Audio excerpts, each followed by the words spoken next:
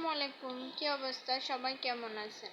আমার আজকের রেসিপিটি হচ্ছে জালি কুমড়া দিয়ে চিংড়ি মাছের তরকারি বা চাল কুমড়া দিয়ে চিংড়ি মাছের তরকারি। তো আমি এখানে কচি দেখে একটি চাল কুমড়া নিয়ে নিচ্ছি। আমি এই সম্পূর্ণ কুমড়াটুকু ইউজ করব না। আর নিচ্ছি বড় চিংড়ি মাছ। আমি এখানে হাফ জালি কুমড়া ইউজ করছি। যেহেতু আমরা দুজন মানুষ, এটুকুই হয়ে যাবে। তাই আমি কুমড়াটা ভালো করে কেটে নিয়েছি আর এখানে পেঁয়াজ রসুন থেতু করে নিচ্ছি। একটি পাতিল বসিয়ে এতে 2 কাপ পরিমাণ তেল দিয়ে শুকনো মরিচ আর গোটা জিরা ফোড়ন দিয়ে দেব। এবার দিয়ে দেব থেতু করা পেঁয়াজ রসুন দিয়ে ভালো করে একটু ভেজে নেব। ভেজে নেওয়া হয়ে গেলে এতে হাফ চা চামচ পরিমাণ লবণ দিয়ে দেব।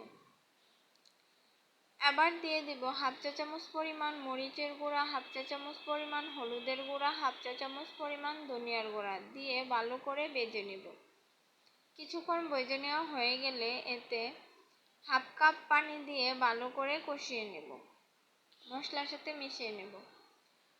2 থেকে 3 মিনিট মশলা ভালো করে কষিয়ে নেওয়া হয়ে গেলে এতে চিংড়ি মাছগুলো দিয়ে কিছুক্ষণ ভেজে নেব।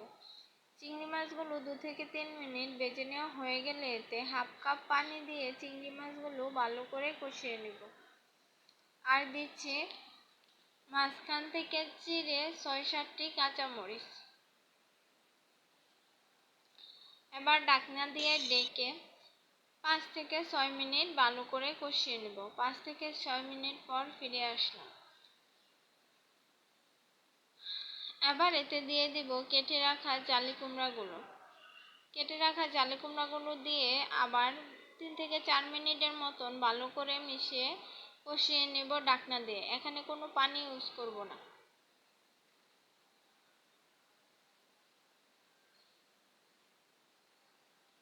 এবার কষিয়ে নেওয়া হয়ে গেলে এতে 1 কাপ পরিমাণ পানি দিয়ে 6 থেকে 7 মিনিট রান্না করে নেব। 6 থেকে 7 মিনিট পর ঢাকনা খুলে আবার একটু নেড়ে দেব। নেড়ে দিয়ে আবার 3 থেকে 4 মিনিটের মতো রান্না করে নেব কুমড়া সিদ্ধ হওয়ার আগ পর্যন্ত।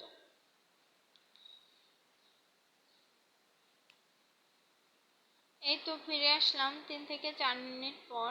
আর রেডি হয়ে গেছে আমার জালি কুমড়া দিয়ে চিংড়ি মাছের তরকারি।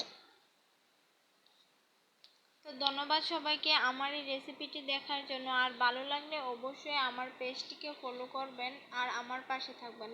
আল্লাহ হাফেজ।